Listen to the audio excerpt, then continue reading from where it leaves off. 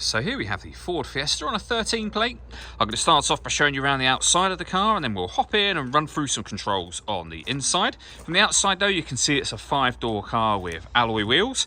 Let's start off inside the boot and then work our way around the rest of the car from there. As we approach the back of the car, you can see we have plenty of boot space, along with that 60-40 split folding rear seat should you wish to increase this space even further. Okay, so we're just going to work our way back round to the front of the car, and then we'll hop in and run through some controls on the inside. But now that we've done a full circle of it, you can see that it's in lovely condition for its age the whole way round. Just briefly before we climb in, I think it's well worth seeing the interior from this exterior point of view. There's plenty to run through on the dashboard, so let's hop in and we'll do that now.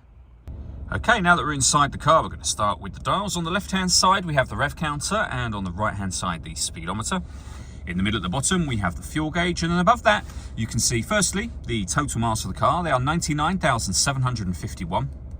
You can press a button on the end of the indicator stalk for various bits of trip computer and fuel economy information as well. If we back out to the steering wheel, over on the left-hand side just here, we have stereo and phone controls, including voice activation for the phone.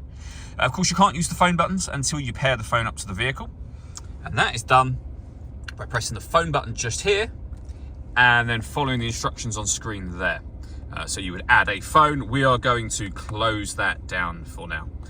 When it comes to music in this car, we have, of course, got the radio. And as you can see there, we have FM and AM available to us. Every push of the radio button will take you round in a circle. If you listen to your own music, you can do that via the CD player that's just here. You can also listen to your music via auxiliary input, Bluetooth audio, which is being shown on the screen now, and USB device. USB input as well, as you just heard it say. Nothing is plugged in at the moment. So below that, we have the buttons I was using a second ago. We have the main volume for the stereo just here. We have deadlocks, so you can lock and unlock the car doors from the outside just here. And then beneath that, we have the air conditioning. So you can adjust the fan speed, the direction the air is being distributed in, and the temperature. When you're happy with those settings, this button turns your air conditioning off or back on again. You can recirculate the air that's in the car. That's a great way of heating it up or cooling it down quickly, depending on the temperature you've set over here. You can turn that off whenever you wish to as well. With a heated rear screen and a proper heated front screen as well. Underneath that, this button turns off the stop and start. This car is designed to cut out when it's stationary in traffic. The system is off when that light shows.